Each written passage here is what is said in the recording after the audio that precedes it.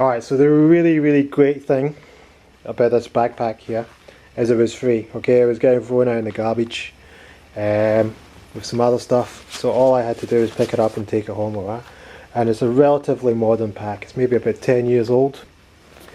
Not the best pack, not the best brand ever. You know, it's not as good as a Mac pack or a Misty pack or something like that. But you know, it's decent enough. You know, and it's it's a modern, up-to-date pack. It has a modern harness system. There's a sternum strap. Alright, but what I'm going to do, I'm going to take this pack and I'm going to modify it and change it into sort of like a hiking pack and more into sort of like a bushcraft friendly pack. Okay, the pack itself's in pretty good shape. Alright, it's designed as a hiking pack. I think it got used more for backpacking. Right, so it's just been to airports and youth hostels and backpack hostels and that sort of thing. I don't think it's really been used in the outdoors. Okay.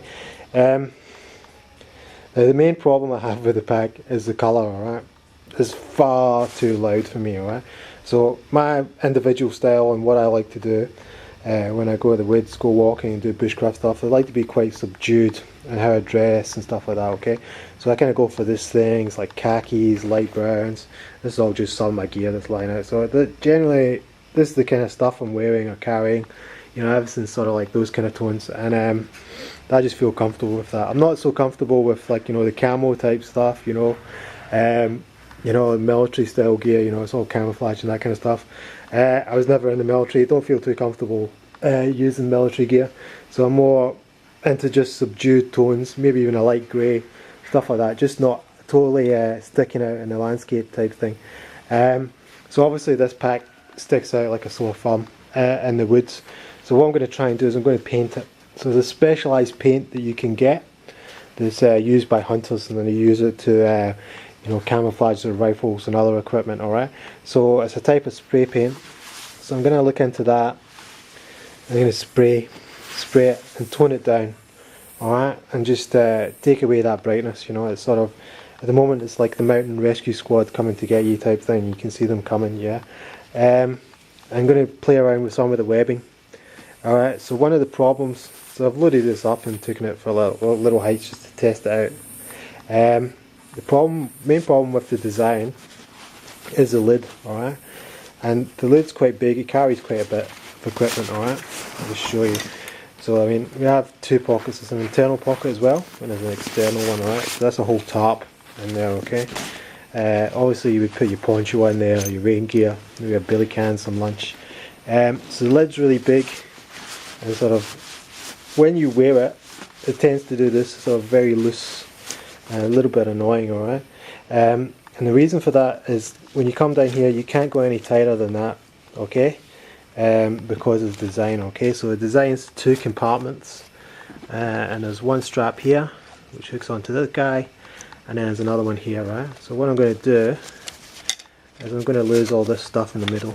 Alright, and I'm just going to have the one strap coming from underneath and going onto there, so that I will be able to honker that down and tie that down so that's not wobbling around. Alright, so that will make like more sense just from a purely practical point of view. If I was designing this pack I would have the lid a bit shorter, but it's a bit of a dodgy design in my book.